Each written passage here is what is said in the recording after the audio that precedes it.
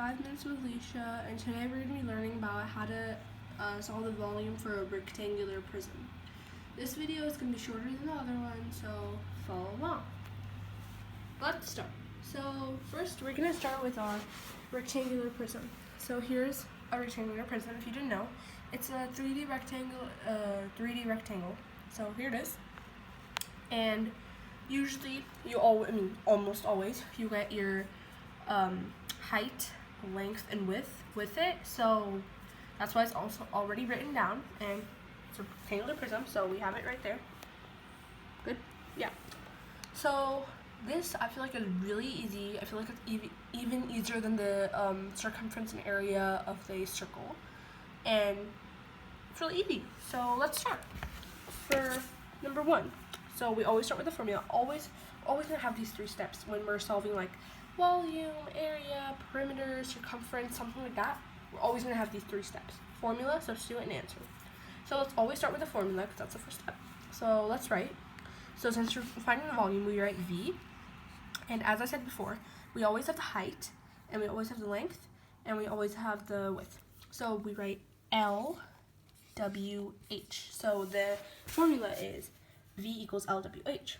And then for substitute, basically what we write for substitute is the these parts like substituted with the numbers. So we're still gonna have V because that's what we're solving for. And my teacher always says to do like 3 parentheses so you can fill them out after that, because I feel like it's just easier. So really what she said, it doesn't matter which number goes where, because if you would have like flipped this box around, all of them would have changed. Like the height wouldn't have remained this, it would have turned something else. It would have, and then this wouldn't remain that, and it would turn something else. So you can just write them LWH. It doesn't matter. Just you can write WHL, HWL, LWH, anything. You can write anything you want. So we're gonna write 10, 5, and 9. I'm not gonna write the meters because I feel like you're supposed to just do it like that. So usually if you're like in like 6th grade, 7th grade, you can use a calculator for this type of stuff.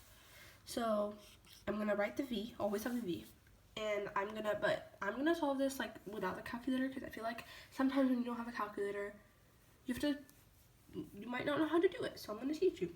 So first do 10 times 5, which is 50. And then you're going to do 50 times 9, which is, I have a really easy way of doing this. It's just 9 times 5, which is 45. And then you just add the 0 back in at the end. So it's 450. So our answer would be 450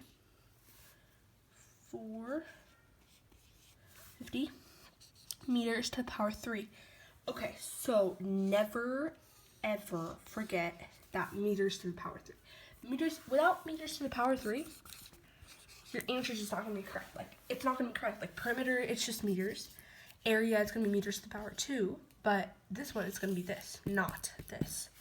So, it has to be meters to the power 3, or your teacher's probably going to count off for it.